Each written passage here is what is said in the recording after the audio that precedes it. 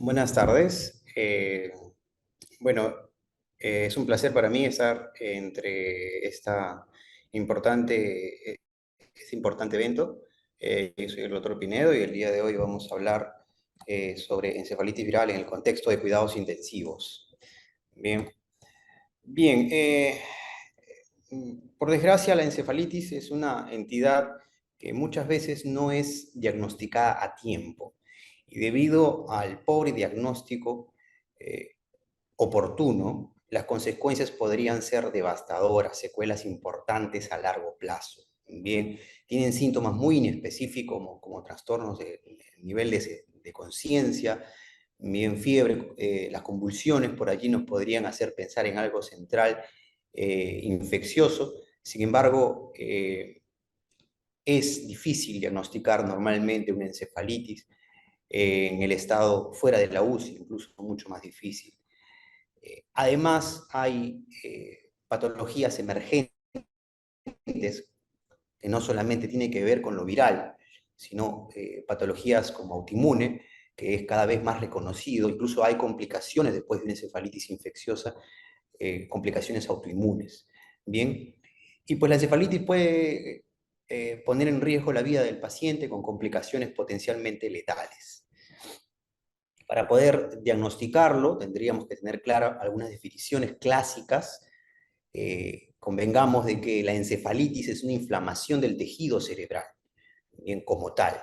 Y para esto tenemos los criterios clásicos, que es alteración mental, por lo menos que deba durar 24 horas, y al menos dos de los siguientes criterios, ¿no? Fiebre mayor a 38, convulsiones, algún déficit neurológico, alteración del líquido cefalorraquídeo y cualquiera de estas dos, electroencefalografía o neuroimagen sugestivas de una encefalitis. Bien, dos criterios de los que hemos mencionado, más la alteración de conciencia, nos debería hacer sospechar rápidamente de encefalitis. Lo importante es diagnosticarlo pronto, pronto. Bien, hay una clasificación clásica de infecciosas, bien, que es la que hoy vamos a hablar, pero dentro de las infecciosas hoy hablaríamos solamente de las virales. Bien, predominantemente. Dentro de las infecciosas también existen las parasitarias, las micóticas. Bien, eh, sin embargo, es otro tema. Hoy vamos a hablar de encefalitis viral. Hay un tipo de encefalitis que ocurre después de una infección, incluso de una encefalitis misma, puede evolucionar a otro tipo de encefalitis de tipo autoinmune y las encefalitis autoinmunes, ¿no? Que es importante saber esto para poder eh, dirigir un diagnóstico posterior, sobre todo el emergente reconocimiento de etiologías autoinmunes en cuanto a la encefalitis. Y parte de las complicaciones de una encefalitis puede evolucionar a encefalomielitis aguda, por ejemplo, diseminada, una encefalitis autoinmune de tipo anti-NMDAR y trastornos asociados a la mielina o el llamado MOG, ¿no? Que son patologías que ocurren como complicación ulterior de una encefalitis infecciosa o viral en este caso. Bien, es importante el diagnóstico diferencial y poder reconocer estas entidades que van mucho más allá de la encefalitis viral y en caso de que no podamos reconocer una encefalitis viral, tendríamos que saber que hay otros tipos de encefalitis que podrían hacer similitud a la encefalitis viral. Bien, tenemos que tener en cuenta de que estas van a depender, su incidencia puede ser variable de acuerdo a la geografía, a las poblaciones afectadas. Un 50% de los pacientes con encefalitis no llega a identificarse el patógeno. Y esto llega a ser alarmante porque muchas veces esperamos el patógeno para poder tratar una patología como esta. Bien, factores claros epidemiológicos, ecológicos, ambientales que habíamos hablado, la incidencia anual es baja. Bien, sin embargo, la mayor parte de estas encefalitis globales, a nivel global, es 60% virales y tiene una preponderancia en niños. Bien, las técnicas moleculares están avanzando y nos han permitido identificar mejor, sobre todo las virales. Y esta más o menos es la distribución mundial de las encefalitis en general. Si se dan cuenta, a la cabeza hay un virus, que es la encefalitis japonesa, que tiene mucho que ver con los lugares donde se halla predominantemente en niños, en lugares de Asia, Australia. eh, pero inmediatamente después de esta, que está distribuida lejos de nosotros, de esta zona del continente, de esta zona del mundo, el herpes virus tipo 1 y los otros virus como el varicela zoster, el Epstein-Barr también ocupa una incidencia importante. El herpes virus 2 a 4 por 100.000, bien, y otros tipos de arbovirus identificados en otras partes del mundo. Por ejemplo, el anti-NMDA es algo autoinmune. Sin embargo, cada vez se está reconociendo más dentro de las etiologías infecciosas, perdón, de encefalitis no infecciosas, el anti-DMDA es importante reconocer y sobre todo tener en la cabeza que no solamente puede ser virus, sino puede ser esta otra entidad autoinmune que no necesariamente tenga que ver con un tratamiento antiviral pronto, ¿no? Ya aquí es mucho más difícil poder tratar, pero bueno. Enterovirus también es importante dentro de esta lista que tenemos y ya mucho más abajo los Coxsackie, por ejemplo. Bien, ¿cómo diagnosticar una encefalitis viral versus las autoinmunes? Porque como hemos comentado, hay una emergencia de reconocimiento de las autoinmunes. Y es que las encefalitis virales suelen tener, de acuerdo a este estudio, suelen tener una característica más subaguda, ¿no? En cambio, la autoinmune es más larvada, crónica, ¿no? Tiene componente en el comportamiento, en comportamientos psiquiátricos, y el tercer componente, comportamientos, perdón, compromiso de la memoria, ¿bien? Que esas características, el componente psiquiátrico, el componente de la memoria, tienden a hacernos pensar que puede ser autoinmune, y más si le sumamos que puede ser más crónico, más de 30 días, estaríamos pensando en autoinmune. Es importante aquí preguntar estas consideraciones a la familia para poder saber el diagnóstico diferencial entre estas dos. Una de las herramientas muy importantes es la neuroimagen. Muchas veces se hace diagnóstico por neuroimagen y la neuroimagen característica, el gol estándar dentro de la neuroimagen es la resonancia magnética en estos pacientes. Muchas veces la localización nos va a hacer pensar qué tipo de virus podemos tener. Por ejemplo, a nivel límbico podemos pensar en el grupo de herpes, a nivel de ganglios basales, eh, arbovirus, por ejemplo, a nivel periventricular, citomegalovirus, a nivel del tronco encefálico, por ejemplo, el enterovirus, puede ser característico, ¿no? Otro tipo de lesiones, por ejemplo, con una intensidad incrementada en anillo, en pacientes inmunocomprometidos podríamos pensar, de acuerdo a los virus, el Epstein-Barr, ¿no? El citomegalovirus también, pero en pacientes que no necesariamente es un reforzamiento en anillo. Algo que puede aclarar mejor las cosas es esta tabla. Por ejemplo, a nivel temporal, a la cabeza están los virus del herpes, varicela zoster, bien, normalmente el virus herpes simple es asimétrico, bien, el varicela zoster también puede comprometer muy similar al herpes virus, bien, el tipo 6, por ejemplo, de los virus, de los herpes virus, suele ser a nivel límbico. A nivel frontal, característico también es el herpes virus. A nivel de ganglios basales, podríamos tener aquí a los virus respiratorios, bien, virus respiratorios como la influenza, el parainfluenza, incluso los virus como el COVID, ¿no? Característico de lesiones a nivel del ganglio basal, bien. A nivel del cerebelo, podríamos tener varicela zoster, es algo característico, y a nivel del tronco encefálico, los enterovirus a la cabeza, ¿no? A la cabeza, algo característico de los enterovirus. O algo que también suele ser característico, pero no es viral, es la leptospira, ¿no? La romboencefalitis, característico de la leptospira que puede ir acá en este, pero no, bueno, no es un virus en este caso, ¿no? Entonces vamos a ver imágenes como intensidad incrementada a nivel, como vemos en esta resonancia, a nivel, a nivel temporal, eh, a nivel de la ínsula o el giro cingulato, ¿bien? Y que este paciente es, está causado por el herpes simple, ¿no? Y que después de 6 meses incluso se puede ver complicaciones como necrosis, áreas de necrosis, como se ve en estas flechas, y obviamente zonas de malasia, pero que finalmente es una secuela de este tipo de virus. Así también tenemos lesiones a nivel de ganglios basales. En este caso estaríamos hablando del virus de la influenza, los virus respiratorios que habíamos dicho, ganglios basales, ¿no? En este caso el putamen y, y el caudado. Bien, en ambas secuencias, T2 y FLAIR.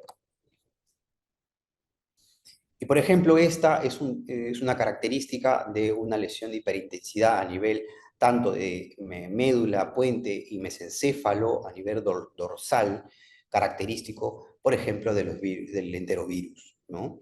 Del enterovirus. Entonces, de acuerdo a la localización, nosotros podríamos tener sospecha clínica al respecto. El líquido cefalorraquídeo también ha sido una de las herramientas para poder discernir qué tipo de patología puede hacer, si estamos ante una patología infecciosa o de tipo bacteriano viral u otro tipo. Bien, en la viral, por ejemplo, sabemos todos de que predominantemente hay linfocitos. Bien, las características suelen ser muy similares a las normales, pero siempre va a haber celularidad incrementada, bien, un poco de proteínas incrementadas, y dependiendo de la severidad podríamos tener desde normal hasta hipertensión endocraniana, pero en términos generales la característica son los linfocitos, las proteínas incrementadas y la celularidad incrementada. Bien, la diferencia entre el viral y autoinmune es que muchas veces el autoinmune es no patológico, ¿no? No patológico. Y es que igual, pese a que la líquido cefalorraquídeo nos puede indicar algunos signos, muchas veces, como en este estudio reportado, es frustrante tener un líquido cefalorraquídeo que puede ser insuficiente para poder diagnosticar encefalitis. Aproximadamente en un 57% de los pacientes inmunocompetentes, este líquido cefalorraquídeo no ayuda en el diagnóstico de una encefalitis, y peor en los pacientes inmunocomprometidos, hasta un 86,3% según esta serie de un estudio epidemiológico como este. Es por eso que hay técnicas que han ido avanzando en el tiempo, como el análisis de PCR en panel, como el FilmArray, que nos ayuda a determinar cuál es la característica dentro de los virus o bacterias, porque también tiene un panel de bacterias para líquido cefalorraquídeo, y que nos ayuda a mejorar el diagnóstico de un 43 a un 62%. Si bien parece modesto, es importante en estas condiciones donde el diagnóstico puede ser muy difícil. Es evidente que depende esta prueba de la pleocitosis que tenga el líquido cefalorraquídeo. Mientras más células tenga este líquido cefalorraquídeo, es mucho mejor para la utilidad de este análisis de PCR, ¿no?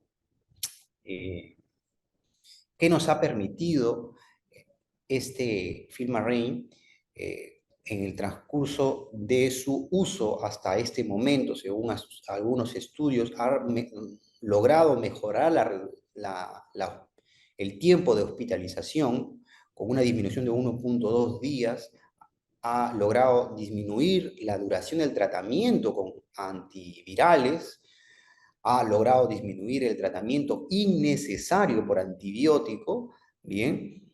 Y en efecto, el impacto ha sido positivo en cuanto a la precocidad del tratamiento antiviral. Bien, así que basarnos y usar el panel puede ser muy útil en contextos donde las herramientas diagnósticas anteriormente mencionadas no, no nos son de gran ayuda. Es importante esto porque muchos de los pacientes que tenemos en cuidados intensivos están en ventilador mecánico y a veces la resonancia no es, no es un examen muy útil, o mejor dicho, no es un examen muy fácilmente reproducible en nuestros pacientes. Muchos resonadores requieren de que el paciente no esté en ventilación mecánica. Algunos resonadores en nuestro medio sí pueden solucionar este problema, pero la gran mayoría es una limitante que tenga el paciente ventilador mecánico. Por tanto, esos otros métodos sí son de gran utilidad.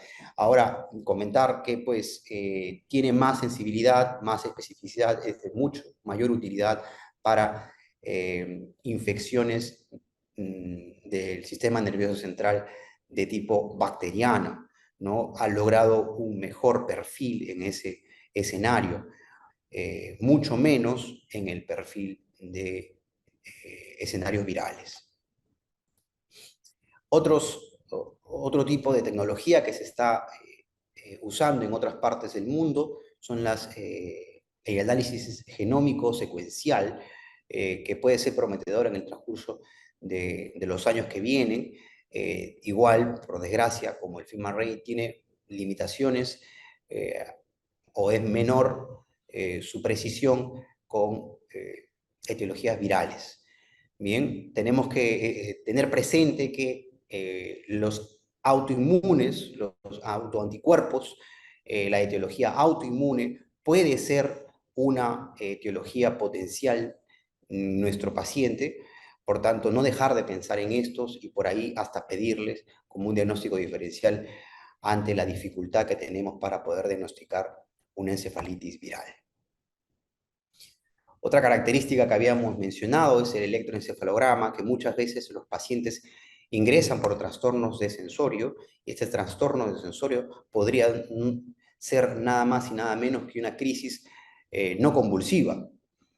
Y esto puede dificultar el diagnóstico y no creer, no pensar en una de estas en entidades virales, en una encefalitis viral, simplemente por el trastorno del sensorio, que deberíamos que podría ser una posibilidad que esté convulsionando el paciente, pero que esté con crisis comiciales, pero no convulsivas, ¿no? Y una de las únicas formas de saber, por desgracia, es el electroencefalograma.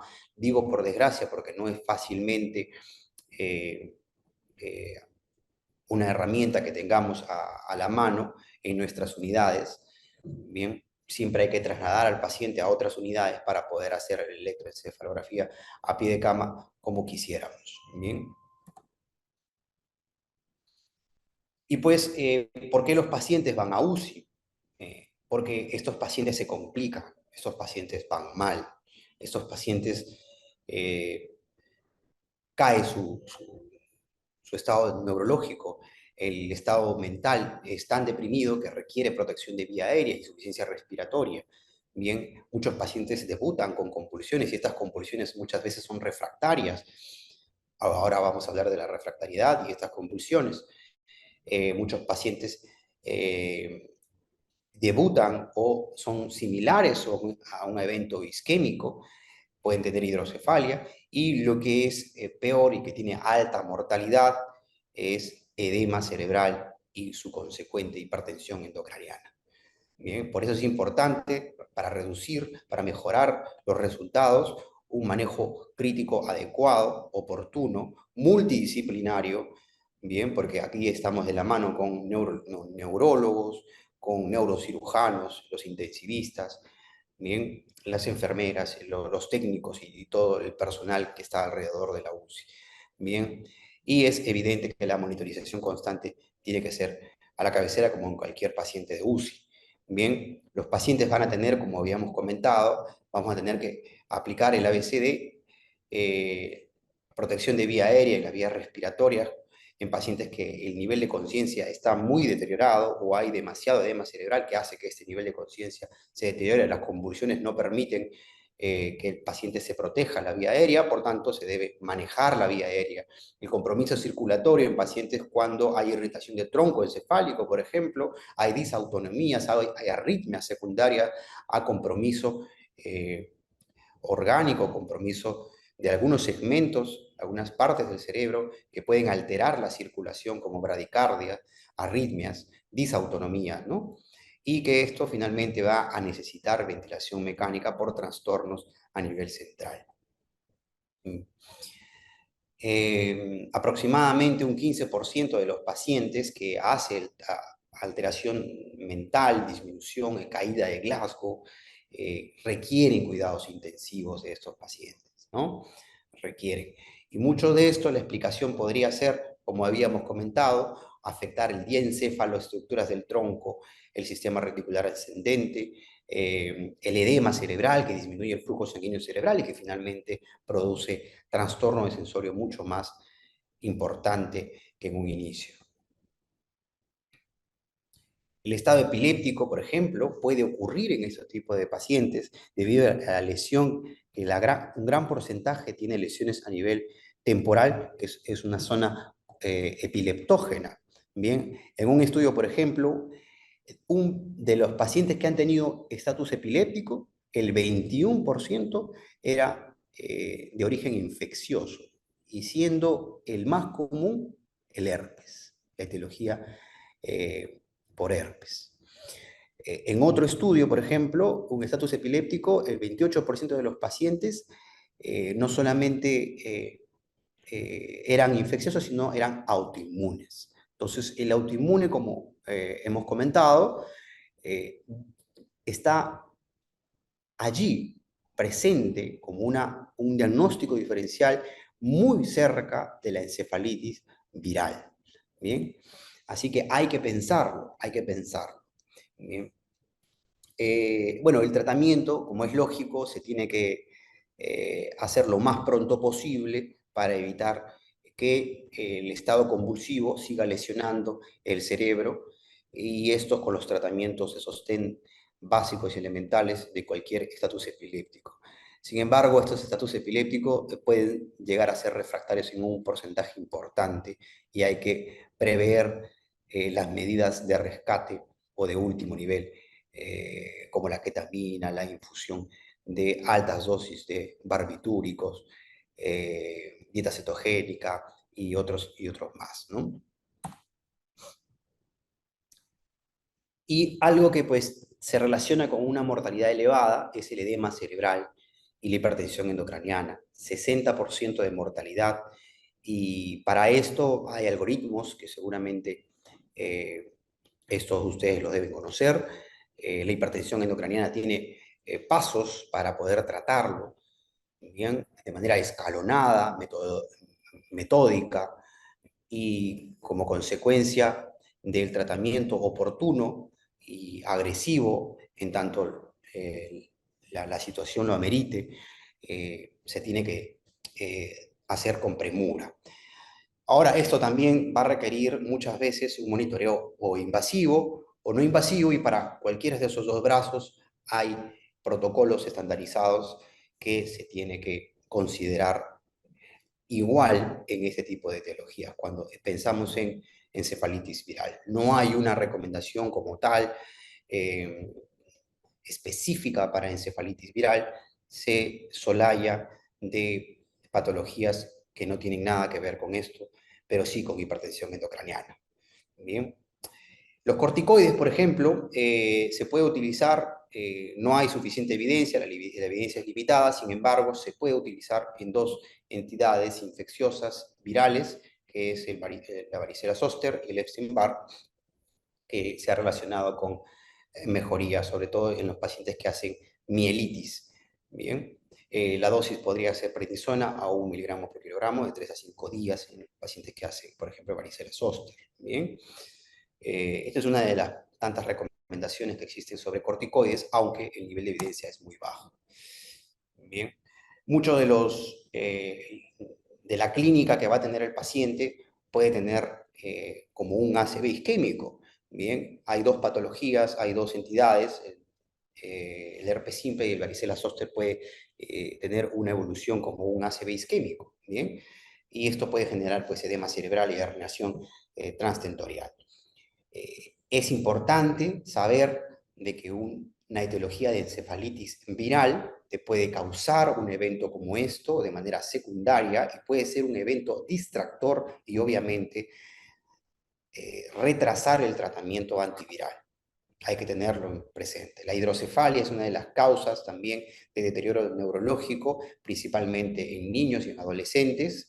Hay una fisiopatología alrededor del epéndimo y que el tratamiento, como es lógico, dependiendo del grado de hidrocefalia, tendría que ser quirúrgico con una derivación o con un drenaje urgente para evitar la hipertensión endocraniana. Dentro del tratamiento etiológico tenemos el tratamiento antiviral lo más pronto posible. Esto del tratamiento antiviral ante la sospecha rápida, iniciar medicamentos antivirales que en un gran porcentaje van a ser por virus del grupo de herpes viridae, ¿no?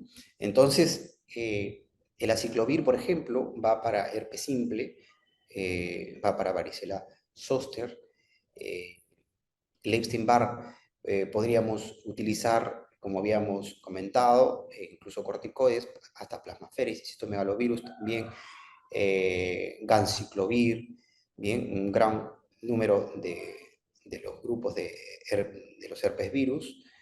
Y si se dan cuenta, hay limitaciones sobre los resultados, sobre el tratamiento acerca de los virus, pero se trata de disminuir la secuela, la agresividad del virus en el cerebro.